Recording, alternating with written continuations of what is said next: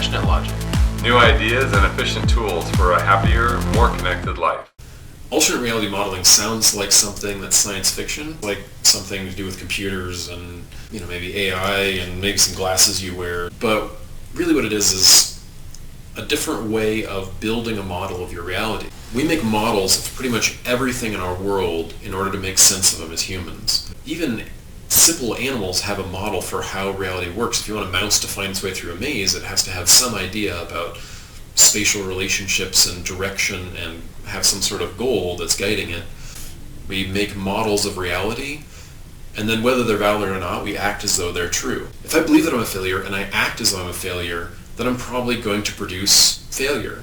Often our models are flawed because they're cobbled together haphazardly. We get some stuff from our parents and some from our school and some from our peers and some from advertising, and we have a lot of survival mechanisms, ways of coping with things. A lot of people are adults and they still throw temper tantrums, or they sulk, or they do the silent treatment. You're operating out of old programs when you were a kid, coping mechanisms from when you were 3, 4, 5, 6. Well, I threw temper tantrums and that got me what I wanted. So now if I just get upset enough, then my husband or wife or boss or whatever, I'm going to throw a temper tantrum and they're going to get me what I want. But it stops working when you're an adult. And if you don't build something new or come up with something new or question what you're doing, then you're going to get stuck wanting your life to change, and why is it not changing? Well, I'm doing the same thing and I'm expecting different results, which is crazy and crazy making. Unless you question those, you'll keep on using those even though they're not working. We're not asking you to change anything. We're not telling you how you should be or what you should do.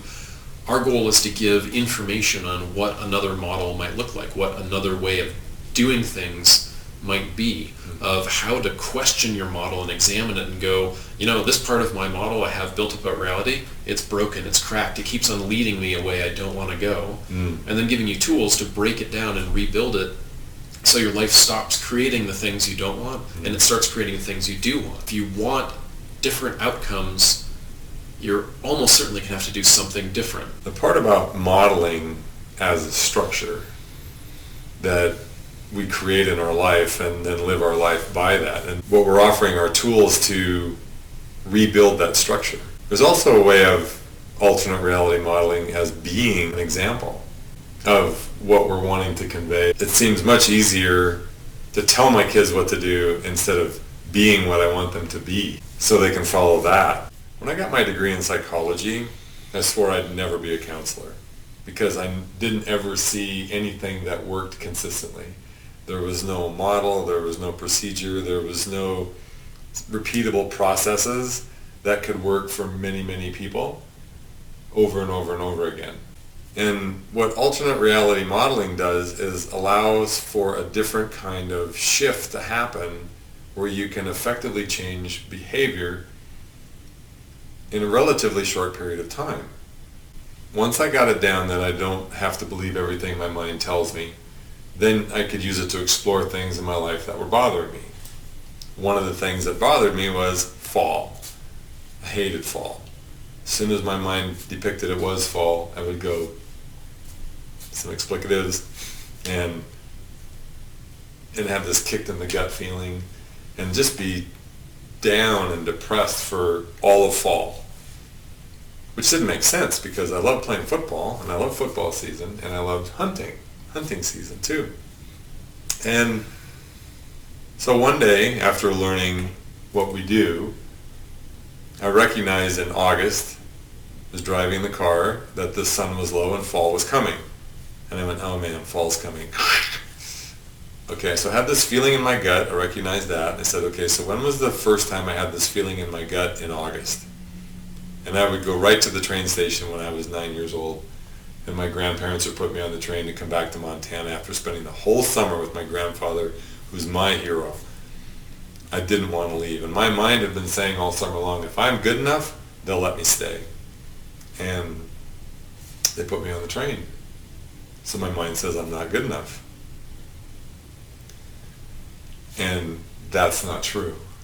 So I was driving the car, this is playing through my head, and I went, oh, yeah, it's not true that I'm not good enough. It's not true that I'm not enough. What is true is I am enough.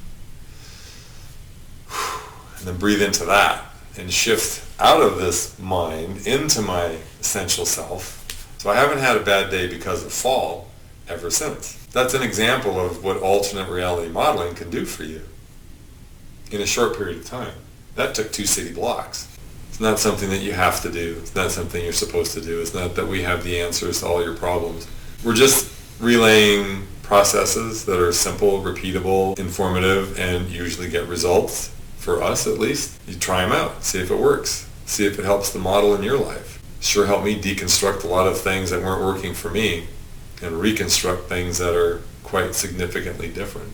Alternate reality modeling helped me get past the temper tantrum whenever I drop something or spill something and get into actually being in a state where I laugh.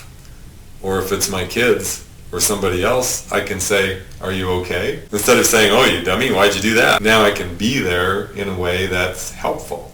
I can be there the way I really want to be, with my heart wide open, and be there to assist.